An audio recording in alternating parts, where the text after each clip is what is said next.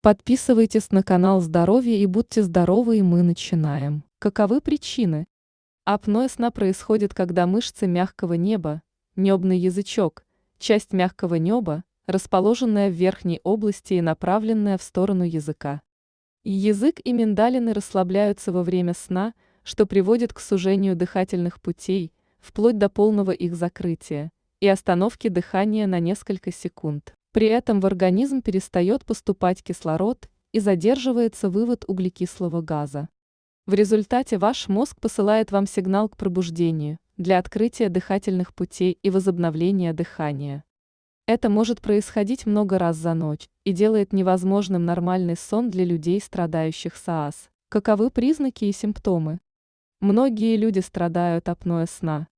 Тем не менее, для того, чтобы поставить диагноз СААС, необходимо наличие целого ряда симптомов, как в дневное, так и в ночное время.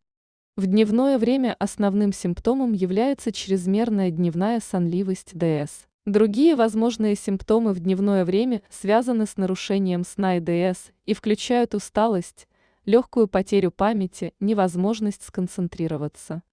Нарушение работоспособности на работе или в школе, головные боли или недомогание по утрам, изжогу и подавленность. В ночное время обычным симптомом СААС является храп, так как он тоже связан с сужением дыхательных путей.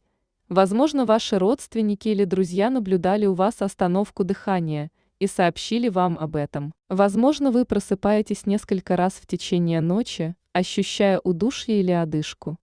Многие пациенты с диагнозом СААС страдают бессонницей. Это может выражаться не в трудности засыпания, а в постоянном прерывании сна. Другие ночные симптомы включают ночное недержание мочи, потливость и пониженное половое влечение или импотенцию. Как поставить диагноз? Для диагностики СААС применяется полисомнография, метод регистрации различных физиологических параметров во время сна. Обычно эта процедура выполняется в специальной лаборатории и обеспечивает полные данные о таких параметрах, как продолжительность и качество сна, дыхание, положение тела и частота пульса. В связи с сильной загрузкой этих лабораторий существуют другие методы диагностики СААС, включая пульсовую оксиметрию, которая используется для измерения количества кислорода в крови в любое время. Замеры могут проводиться в течение ночи и могут выполняться на дому. Эти данные можно получить с помощью таких простых и неинвазивных методов, как, например, датчик на указательном пальце. Что можно сделать? СААС не представляет угрозу для жизни, но может отразиться на сердечной деятельности, так как в связи с недостатком кислорода на сердце ложится большая нагрузка. Это может привести к таким серьезным проблемам, как сердечная недостаточность. Очевидно, что СААС может сильно отразиться на качестве жизни, но с этим синдромом легко справиться.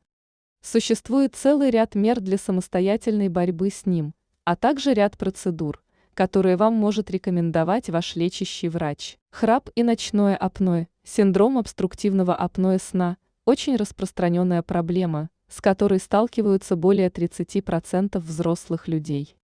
Храп возникает при патологическом расслаблении мышечных волокон мягкого неба и западении языка. Это приводит к вибрации тканей неба, создающей характерный звук. Ночное апноэ представляет собой приостановку дыхания из-за кратковременного закрытия дыхательных путей.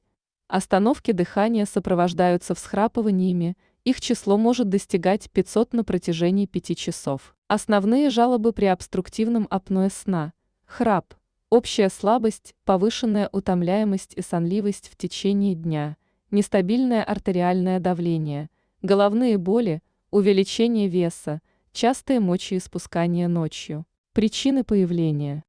Синдром обструктивного апноэ сна развивается в результате ряда нарушений. Нарушение строения носоглотки или верхнего неба.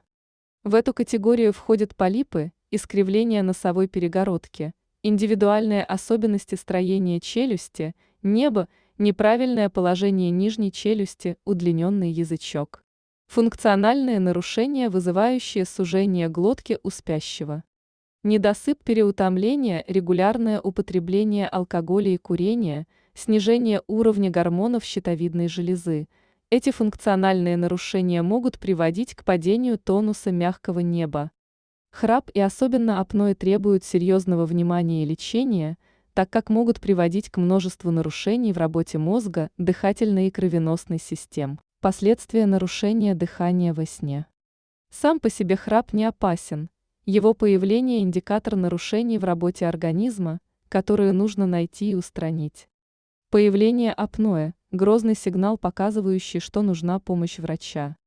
Такие приступы могут привести к повышению риска сердечно-сосудистых катастроф, инфаркта, инсульта, аритмии, хроническому кислородному голоданию мозга и других органов, нарушению фаз сна, нарушению работоспособности и недосыпанию, ухудшению способности к концентрации и снижению памяти, формированию гипертонической болезни, быстрому набору лишнего веса, снижению потенции, внезапной смерти во сне, лечение апноэ в санатории.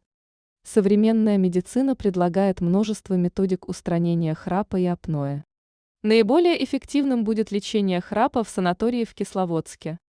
Благодаря уникальному климату и наличию всего необходимого оборудования и специалистов, борьба с храпом будет максимально эффективной, результаты сохранятся на долгое время. Основная цель в лечении апноэ – устранение причин, приводящих к снижению тонуса мягкого неба. На первых этапах заболевания этого можно добиться регулярным прохождением курсов санаторного лечения, но запущенные случаи лечатся хирургическим путем. В комплекс процедур входят физиотерапия, СИПАП-терапия, электросон и другие методики, позволяют эффективно предотвращать появление храпа и ночного апноэ. СИПАП-терапия является эффективной при умеренных и тяжелых формах апноэ. На этом закончим ролик. На канале можете найти много интересных видео о пользе продуктов и растительностях, а также о болезнях и способах их лечения, поэтому прошу, не забудьте подписаться на канал и нажать на колокольчик. Еще буду благодарна, если поделитесь роликом родными и близкими. С вами был канал Здоровья.